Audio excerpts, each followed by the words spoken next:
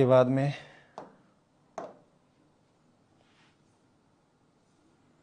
मुगल साम्राज्य। हालांकि इससे पहले थोड़ा सा ये आगे पीछे हो गया। सल्तनत आप जब भी पढ़ें तो सल्तनत काल को भी पढ़ें।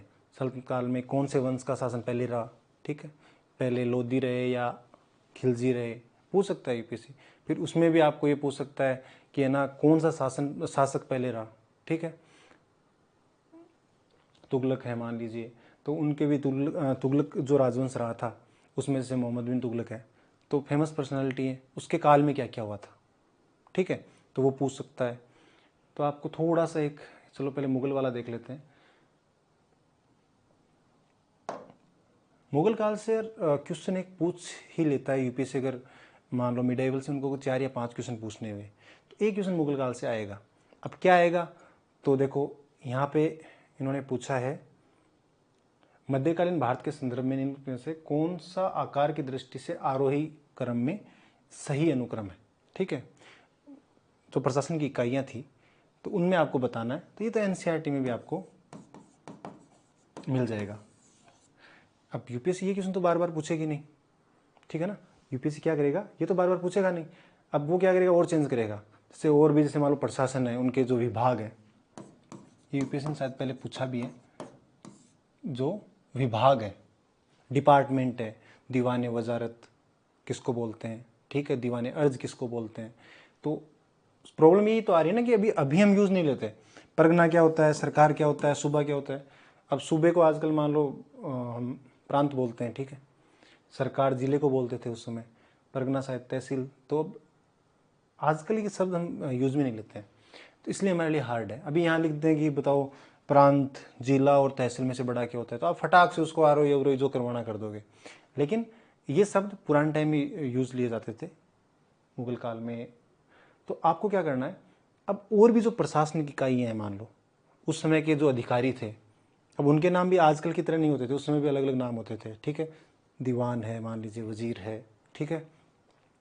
तो आपको उनको प्रिपेयर करना है। यहाँ से आपको पता चल गया कि ऐसे क्वेश्चन पूछते हैं शब्दावली वाले, तो मुझे और जो भी शब्दावली हैं जो मेरी बुक में है, मुझे उसको ढंग से प्रिपेयर करके जाना है, ठीक है।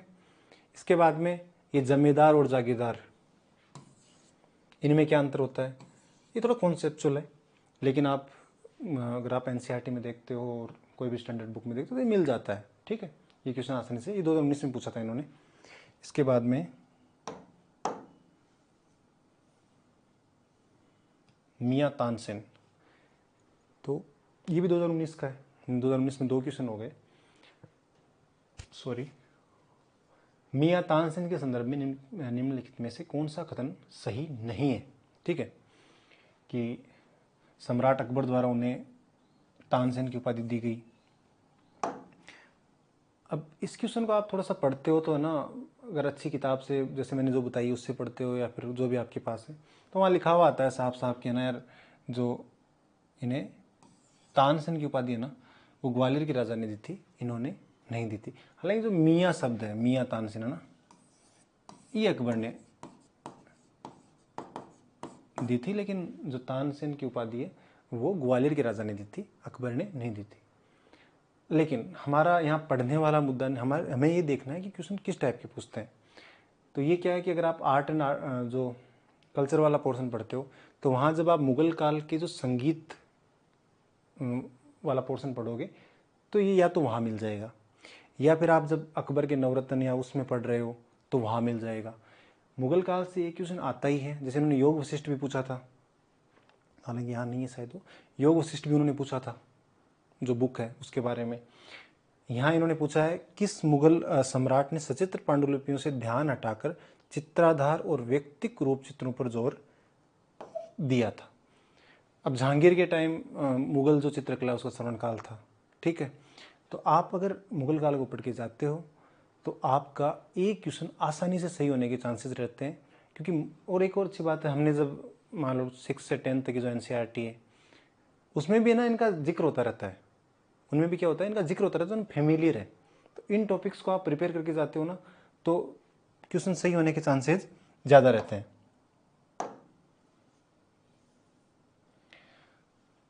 मैंने बताया था एक आप सल्तनत वाला और देख लेना ना, सल्तनत काल में कौन से राजा हुए थे, उनके टाइम की इंसिडेंट्स आप थोड़े से देख लेना। अब एक मैंने पहले ही बताई थी, दोबारा बता रहा हूँ, आर्ट एंड आर्किटेक्चर को अलग से पढ़ने की ज़रूरत नहीं है। आप जिस राजा के बारे में पढ़ रहे हो तो उस समय जो जो डेवलपमेंट हुए उसको साथ प्रिपेयर करोगे ना, तो ज़्यादा चांसेस हैं याद रहने के। ठीक है, मैं तो ऐसा ही करता हूँ। हालांकि अगर आपको लग रहा है कि नहीं नहीं हमारी जो पहले से हमारा ऐसा पैटर्न चला आ रहा है, तो आप उसको कंटिन्यू कर सकते हो। लेकिन अगर किसी को लगता है कि वैसे दिक्कत आ रही है, तो आप एक बार ये ट्राई कर सकते हो कि आर्ट एंड आर्किटेक्चर को साथ साथ पढ़ो। मिडाइवल का है तो उसको मिडाइवल के टाइम पढ़ लिया, एंसेंट का है तो उसको एंसेंट के टाइम पढ़ लिया। अब कई बार ऐसा हो सकता है सर ये जो नए नए चर्चा में रहते हैं वो पूछते हैं उसको कहाँ पढ़े। अब वो तो ऑब्वियसली है ना कि आप जो करंट अफेयर पढ़ रहे हो वो उसमें हो जाएगा। ठीक है, तो वोकेबलरी के बारे में देखें तो कूल्हा दारान, ये एक हार्ड क्वेश्चन था ना, थोड़ा सा हार्ड था। इसका जिक्र बहुत कम जगह मिलता है। यूपीएससी कहीं से उठा के लाया था ताकि एस्पायरेंट को थोड़ा परेशान किया जा सके। एक जो तुक्के मार के आते हैं उनका थोड़ा सा मोरल है वो डाउन करना ज़रूरी था, इस वजह से उन्होंने पूछ लिया। जैसे मेरे को भी, मैं हालांकि हिस्ट्री ऑप्शन मेरा रहा हुआ है, लेकिन मुझे भी थोड़ा नहीं आ रहा था। मैंने बाद में देखा था, सेहत को बोलते हैं। लेकिन मैंने बताया था ना कि यार 15 क्वेश्चन आते हैं ना, एक क्वेश्चन हमेशा ऐसा होता है जो एकदम नया फ्रेश कहीं नहीं आया हुआ है। लेकिन हमें ना यार उस पर ज़्यादा जोर नहीं देना, हमें उस 14 पे जोर देना है। ठीक है ना, बहुत ज़्यादा, मतलब 14 तो बहुत ज़्यादा है। अगर हम 10 प्लस भी सही कर गए ना तो बहुत ज़्यादा नंबर आता है। ठीक है ना, तो शब्दावली का ध्यान रखना है। ये तो चलो मान लो उन्होंने कोई अलग बुक से पढ़ लिया, लेकिन जिस भी बुक को हम पढ़ रहे हैं, जो भी नोट्स हम पढ़ रहे हैं, जहाँ पर ऐसे शब्द आते हैं जिनका अर्थ हमें पता नहीं है, तो उनको आप या तो वहीं पे अंडरलाइन कर सकते हो, ठीक है, हाईलाइटर से जो भी है, या फिर अपना एक एक पेज का या 2 पेज के नोट्स बना लो, उसमें लिख लो, बार बार रिविजन करते रहो, तो आपकी वो हैबिट में आ जाएंगे।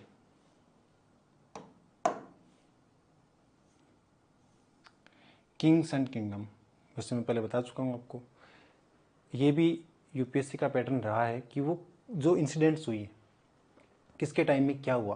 जैसे मैंने आपको मंगोल वाली पहले भी बताया था कि भारत पर पहला मंगोल आक्रमण जलालुद्दीन खिलजी के राज्यकाल में हुआ था।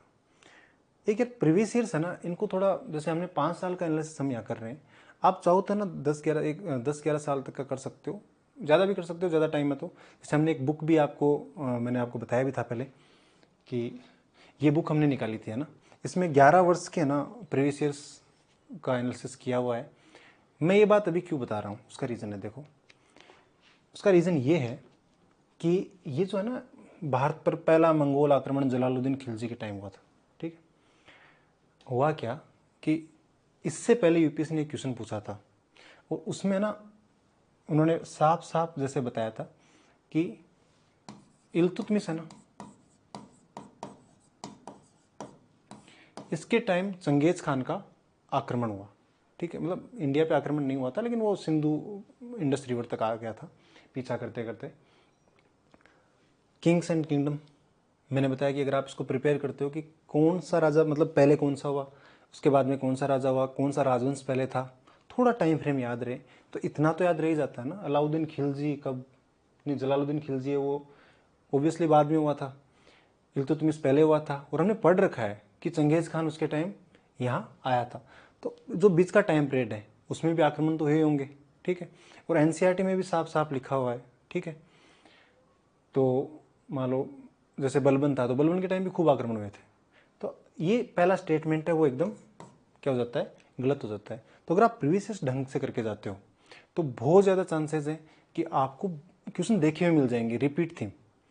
भाई थीम्स हम कहाँ से लाए हैं, प्रीवियस क्वेश्चन देख के तो लाए हैं, इवन क्वेश्चन भी रिपीट होते हैं। ठीक है, तो आपको ना जैसे हमारी वाली बुक में फ़ायदा ये है कि जैसे अगर ये क्वेश्चन आ गया मंगोल वाला, तो हमने उसको एक्सप्लेनेशन इतना वाइड किया है कि आपको बुक पढ़ने की ज़रूरत नहीं है।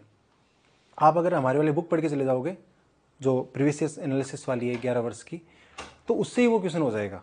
जैसे अगर आप उसका एक्सप्लेनेशन देखोगे तो आपका ये क्वेश्चन आसानी से, हालांकि ये 2022 में है, ठीक है, पहले वाले से हो जाएगा आपका क्वेश्चन। तो किंग्स एंड किंगडम का आपको ध्यान रखना है, कौन सा पहले हुआ कौन सा बाद में हुआ। अब देखो ये क्वेश्चन है, अब कुछ हो सकते हैं कि सर ये तो एंसेंट में है, तो एक जैसे पूर्व मध्यकाल है उस टाइम के राजा हैं, तो उसको आप मध्यकाल में भी ले सकते हो, आप चाहो तो इसको एंसेंट में भी ले सकते हो। लेकिन इम्पोर्टेंट क्या है, वो ये है कि हमें आजकल जब भी पढ़ रहे हो तो थोड़ा सा ध्यान रखना है, अच्छे नंबर लाने हैं। तो हमें क्या करना है, जो भी राजवंश है, जैसे चंदेल राजवंश है, इसके एक दो शासक जो इंपॉर्टेंट हुए हुए। पहला तो जैसे मान लो किसने स्थापना की, स्थापना किसने की, पहला। दूसरा, कोई ऐसा शासक जिसके टाइम मतलब बहुत फेमस रहा हो, उस जैसे चंदेल राजवंश का सबसे फेमस राजा है मान लो, तो उन दो तीन का नाम आपको पता होना चाहिए। जैसे परमार है, गुर्जर प्रतिहार है और राष्ट्रकूट है। और ये राजवंश है ना, मतलब आप कोई भी बुक पढ़ते हो ना, उसमें सबका इनका मिलता है उल्लेख। अब चाहे आप जैसे अभी मैं बोल दूं भोज, राष्ट्रकूट, अब आपको ही पता है भोज जो है वो राष्ट्रकूट से संबंधित नहीं था, ठीक है। तो आपको क्या करना है, आगे से अगर क्वेश्चन सही करने हैं तो क्या करोगे, राष्ट्रकूट अगर आपके नोट्स या आपकी एनसीईआरटी में है तो ठीक है, वरना आप खुद से भी कर सकते हो यार, गूगल कर सकते हो, या कोई बुक जैसे मैंने बताया था उसमें तो सारी चीज़ें हैं, वहाँ से कर सकते हो कि 2 या 3 राजा जो फेमस रहे हैं उनके बारे में आपको पता होना चाहिए, ठीक है। और उसके बाद में अगर अपन देखें तो एक जैसे ना क्षेत्रीय राजवंश हो रहते हैं ना,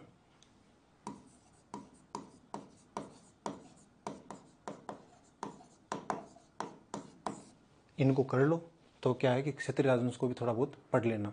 जैसे गुजरात है, ठीक है, मालवा है, बंगाल है, ठीक है। तो वहाँ पे कौन से ऐसे राजा थे जो मतलब ऐसा नहीं होते सारे राजा फेमस होते हैं, कुछ राजा होते हैं जिनके टाइम कोई इंसिडेंट होती है वो फेमस होते हैं। जैसे 2023 में एक क्वेश्चन पूछा था, जैसे पुर्तगाली हैं उन्होंने दीव पे अधिकार कब किया था, ये एक क्वेश्चन उन्होंने पूछा। तो अब वो क्या था कि बहादुर शाह के टाइम हुआ था। तो ये आपको, या तो आप जब से पुर्तगालियों का आगमन है उसको अगर आप विस्तार से पढ़ रहे हो तो वहाँ मिल जाएगा आपको, या आप जैसे ठीक है थोड़ी सी मेहनत खुद से भी कर सकते हो कि हाँ यार कोई ऐसा शासक था जिसके टाइम में कुछ ऐसी कोई घटना हुई थी, तो उसको आप थोड़ा सा देख सकते हो। तो ऐसे क्वेश्चन क्या है कि देखो यार एक्स्ट्रा मेहनत करोगे ना, और आपको पता है कि यहाँ से क्वेश्चन पूछ रहे हैं, तो एक्स्ट्रा मेहनत आपको पे करेगी और लोगों से आप 2 नंबर आगे होगे, ठीक है। और ऐसे करते करते आप अगर सभी में थोड़ी थोड़ी मेहनत करोगे ना, तो दो चार क्वेश्चन आप हर जो सेक्शन है, चाहे हिस्ट्री, पॉलिटी, इकोनॉमी, सब में आप दो चार क्वेश्चन है उसमें आप आगे हो जाओगे। और वो फिर क्या लास्ट में दिखेगा कि हाँ यार ये 2 नंबर से ना हमें कितना फ़ायदा हुआ है। उसके बाद में आप अगर आगे देखें तो ये वही किंग्स एंड, देखो ये क्वेश्चन 2000 कब आया है, 21 में आया है। कब आया है, 21 में, ठीक है। और उसके बाद में देखो देवराय का क्वेश्चन पूछा था, देवराय द्वितीय का, यहाँ पे देवराय द्वितीय का जिक्र है, मोहम्मद बिन तुगलक का जिक्र है, ठीक है, इल्तुतमिश का जिक्र है। तो यही रिपीट करता रहता है यूपीएससी, कभी इसको पूछ लिया कभी इसको पूछ लिया, ठीक है। तो आप इनको अगर एक बार वैसे अगर आप हमारी बुक में तो क्या उन्होंने बहुत एक्सप्लेन कर रखा है इनको ढंग से, तो अलग से जाके आपको देखने की ज़रूरत नहीं पड़ेगी, आप एक बार उसको ज़रूर देख सकते हैं।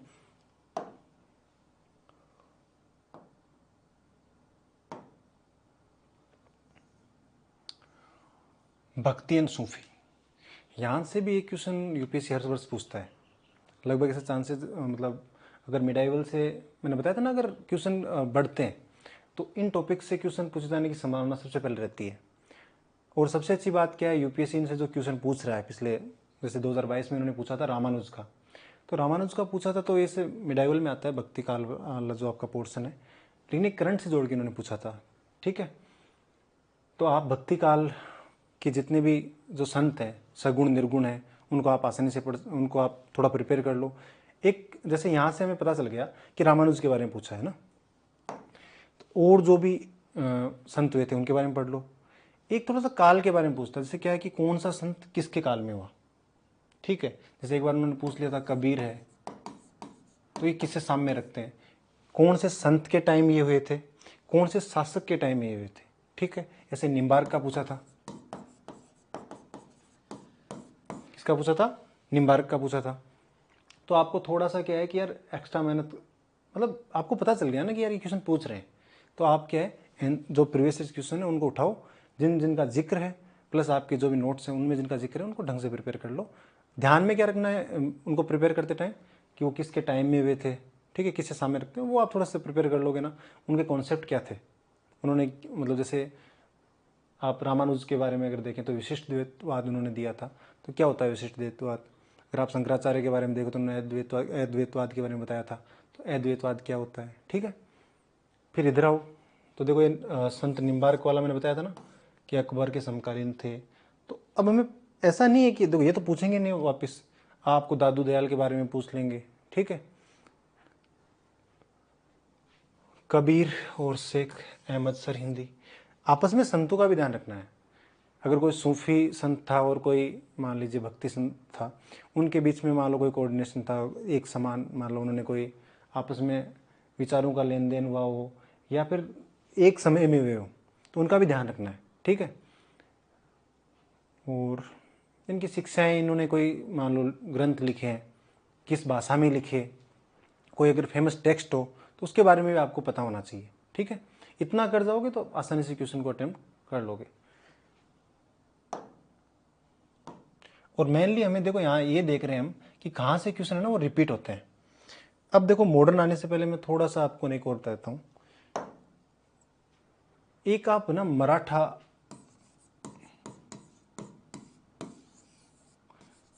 अगर आप ये जो मैंने बताए इनको प्रिपेयर कर लो तो मराठास के बारे में थोड़ा सा पढ़ जाना। शिवाजी के काल में ना कौन से मतलब कौन सी ऐसी घटनाएं हुई थी, उन्होंने किस प्रकार से ना अपने साम्राज्य का विस्तार किया था, पुरंदर की संधि है, इन चीज़ों को आप थोड़ा सा प्रिपेयर करके जा सकते हो, ठीक है।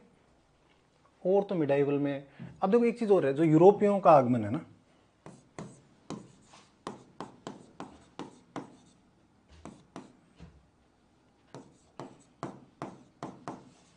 वो क्या मिडाइवल में स्टार्ट हो चुका था, ठीक है।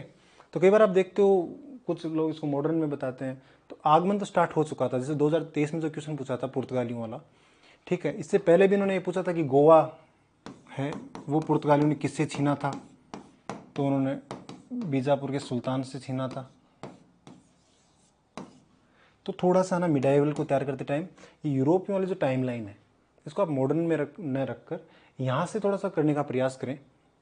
अब यहाँ जैसे उन्होंने पहली फैक्ट्री कहाँ स्थापित की, ठीक है ना, तो वो भी यूपीएससी ने पूछा है। क्रम भी पूछ लेता है कि पहले जैसे उन्होंने पूछ लिया था कि भाई इस टाइम पीरियड में ना उन्होंने कौन सी फैक्ट्री स्थापित कर दी थी, ठीक है।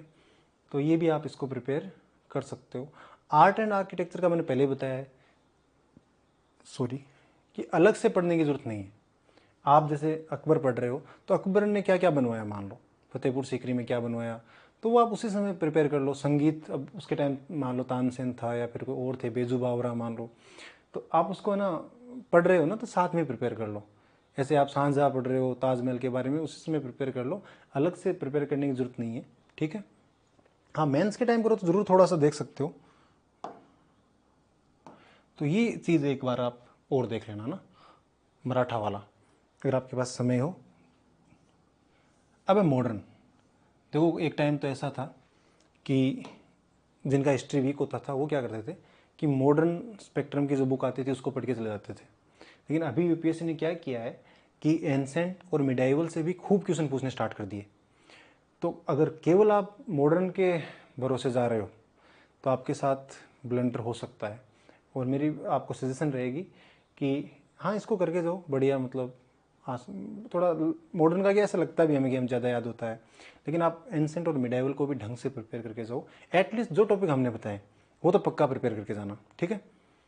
तो सबसे पहले हम इंडिया जो एक्ट है, अब देखो यूरोपिया है, उनका जो प्रशासन था, उनकी जो नीतियाँ थी, उनका जो प्रशासन है, उनकी जो नीतियाँ हैं, भारत में जो संवैधानिक विकास क्रम रहा है, वहाँ से यूपीएससी एक आप अगर देखेंगे तो देखो 2023, 2022, आप 2021 में जाएंगे तो वहाँ भी मिलेगा। हर साल एक क्वेश्चन पूछ रहा है सर कौन सा प्रिपेयर करके जाएं, बहुत सारे एक्ट हैं। वही बात है, मुझे एक एक्ट अगर एक एक्ट प्रिपेयर करके जाना तो 1935 जाऊँगा, मुझे दो एक्ट याद करके जाने तो मैं 1919, 1935 दोनों करके जाऊँगा। आपके पास खूब टाइम रहता है वैसे ना, तो सारे याद करके जाना है। जो इम्पोर्टेंट की जो फीचर्स हैं वो आपको सारे देख के जाने हैं। 1935, 1919, 1909, 1892, ठीक है, 1861, तो सारे प्रिपेयर करके जाओ। 1833 वाला, 1853, 1813, सारे के सारे, ठीक है। तो वहाँ से आपको आसानी से एक क्वेश्चन मिल जाएगा, ठीक है।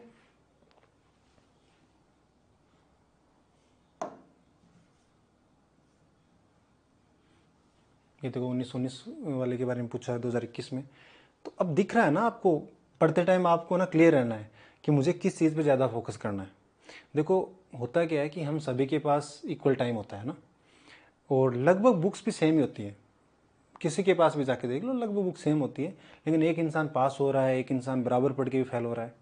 उसका रीज़न क्या है? उसका रीज़न यही है कि एक को पता है कि कहाँ से क्वेश्चन आ रहे हैं, और दूसरा इंसान वो पढ़े जा रहा है, बस पढ़े जा रहा है, पढ़े जा रहा है, ना चेक कर रहा है कि यार मुझे जो मैं पढ़ रहा हूँ उसमें से कितना याद है, प्लस मुझे किन चीज़ों पे फोकस करना है। तो ये वीडियो ना इसी में आपकी हेल्प करेगा। यहाँ पे वैसे कोई पढ़ाई वाला काम नहीं हो रहा है, इसमें यही चीज़, और ये चीज़ पता चल गई ना तो ये बहुत इंपॉर्टेंट है, फिर आप अपने आप कर लोगे। इसके बाद में नेक्स्ट है इंडियन फ्रीडम स्ट्रगल। अब देखो कुछ लोग इसको और बांट देते हैं, ठीक है ना, को क्या करेंगे कि आप है ना जो मॉडरेट वाला एरिया है, मतलब जो टाइम पीरियड उसको अलग कर देंगे, एक्सट्रीमिस्ट वाले को अलग कर देंगे, क्रांतिकारी वाले को अलग कर देंगे, फिर महात्मा गांधी वाले को अलग कर देंगे, ऐसे करके आपको बहुत सारे सेक्शन दे देंगे। फ्रीडम स्ट्रगल वाली जो भी इंसिडेंट है ना यार, उनको आपको जो भी आंदोलन हुए थे, चाहे आप 1942 वाला देखो, ये रहा, इसका क्वेश्चन यूपीएससी ने पूछा है, कई बार पूछा है। भारत छोड़ो आंदोलन पे यूपीएससी ने काफ़ी बार क्वेश्चन पूछे हैं, ठीक है। ये आपका गांधी ऋण समझौता है, तो जो सविनय अवज्ञा था, सविनय अवज्ञा था, तो ये उससे संबंधित है। इसके अलावा आप असहयोग आंदोलन है, स्वदेशी है,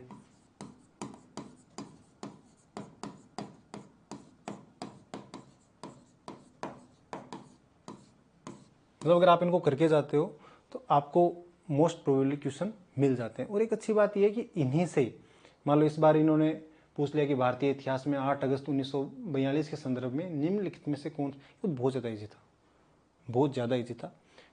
फिर अगली बार थोड़ा सा और क्वेश्चन पूछ लेंगे, मतलब थोड़ा सा हार्ड, थोड़ा लेवल बढ़ा देंगे। ऐसे गांधी इरविन समझौता के बारे में पूछ लिया, अगली बार आपको असहयोग के बारे में पूछ लेंगे, ठीक है। इससे रिलेटेड आपको मतलब इंसिडेंट है वो पूछते जाएंगे। एक बार आपने ढंग से प्रिपेयर कर लिया ना तो किसी भी तरीके का क्वेश्चन पूछो, हमें दिक्कत नहीं आएगी। और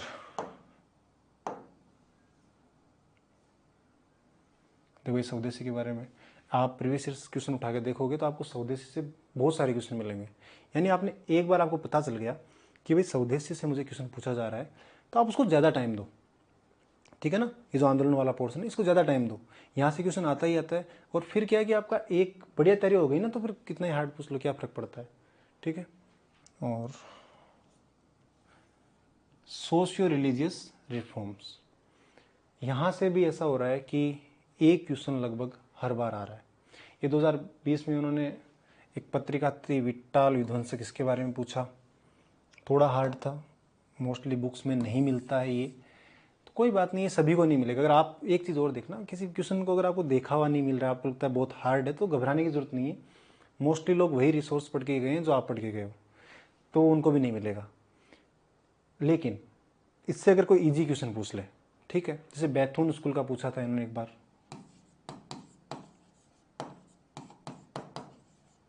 कि इससे रिलेटेड कौन से सोशल रिफॉर्मर रहे हैं, ईश्वर चंद्र विद्यासागर उसका आंसर था। तो वैसे क्वेश्चन गलत नहीं होने चाहिए। स्वामी दयानंद सरस्वती के बारे में कुछ पूछ रहे हैं, विवेकानंद के बारे में कुछ पूछ रहे हैं, राजा राममोहन राय के बारे में कुछ पूछ रहे हैं, तो वो क्वेश्चन आपके गलत नहीं होने चाहिए, ठीक है। अब इसमें भी जैसे मान लो हिंदू धर्म सुधार है, मुस्लिम धर्म सुधार है, सिख, फारसी, तो वो सारे आपको प्रिपेयर करके जाने हैं, ठीक है।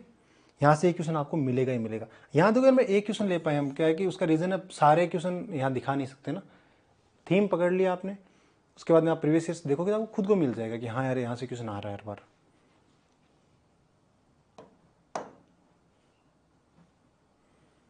किसान और आदिवासी विद्रोह, अब देखो यहाँ मैंने 1857 वाला शायद अलग से स्लाइड नहीं बनाई है, तो आप इसे में ऐड कर लेना।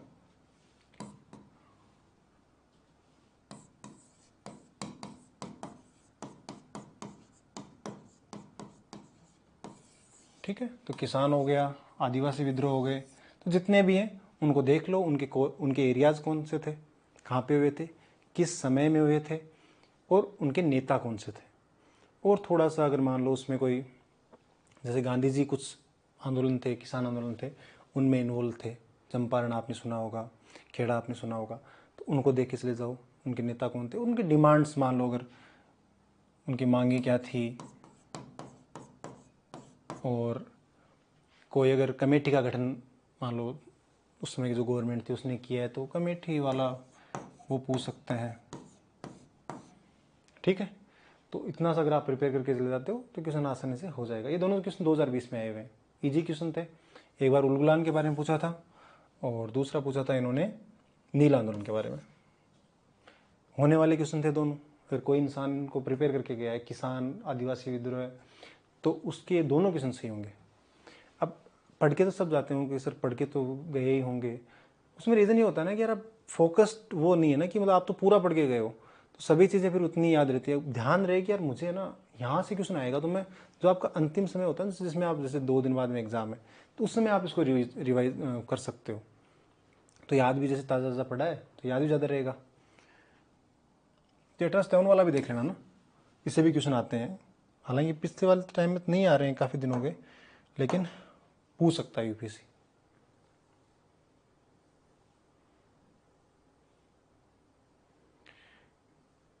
इसके अलावा अगर अपन देखें तो क्या पढ़ के जाएं। एक तो आप है ना यार यूरोपियों का जो आगमन है, अब आपको किस आपने मिडाइवल में बताया था उसमें सारे नहीं आए थे, पुर्तगाली हैं सबसे पहले मान लो वो आए थे, तो उनका हो सकता है, अंग्रेज़ हो सकते हैं, मुगल्स मतलब अकबर के टाइम उन्होंने अपना राजदूत भेजे थे, प्रतिनिधि मंडल भेजे थे। लेकिन सभी जैसे डेनिस आए थे, फ्रेंच आए थे, डच आए थे, तो वो आप मॉडर्न में ढंग से पढ़ते हो उनको। तो उसमें आप देख सकते हो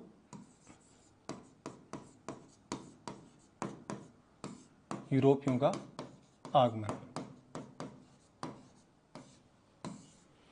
यहाँ से अच्छे क्वेश्चन पूछ रहे हैं, हर वर्ष पूछ रहे हैं। और क्वेश्चन भी क्या लेवल के पूछ रहे हैं, ऐसा नहीं जैसे कि आपको पूछ लिया कि इन्होंने अपनी पहली फैक्ट्री कहाँ स्थापित की, समझ रहे हो, भाई फ्रेंच ने कहाँ की, डच ने कहाँ की, तो वो सब आपको प्रिपेयर करना पड़ेगा क्योंकि हमें पता है, देखो हार्ड है लेकिन हमें पता है ना कि यार यहाँ से क्वेश्चन आ रहा है तो हमें करना पड़ेगा, ऑप्शन नहीं है हमारे पास। फिर जैसे मान लो अंग्रेज थे तो शुरुआत में जैसे जो युद्ध हुए थे, जैसे फ्रेंच और अंग्रेज़ों के बीच में कर्नाटक वार हुए थे,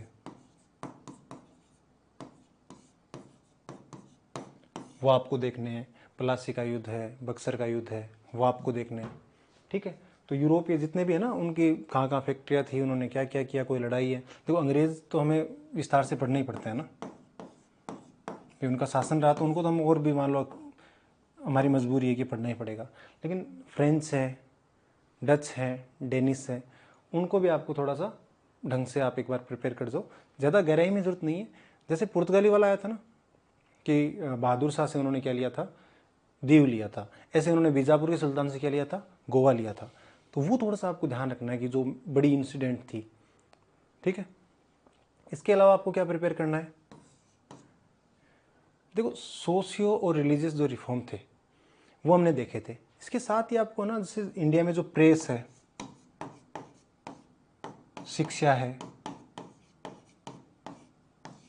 इनका जो उद्भव है, इसमें क्या डेवलपमेंट धीरे धीरे कैसे हुआ था, वो आपको देखना है। एक क्रांतिकारी गतिविधियों वाला ना,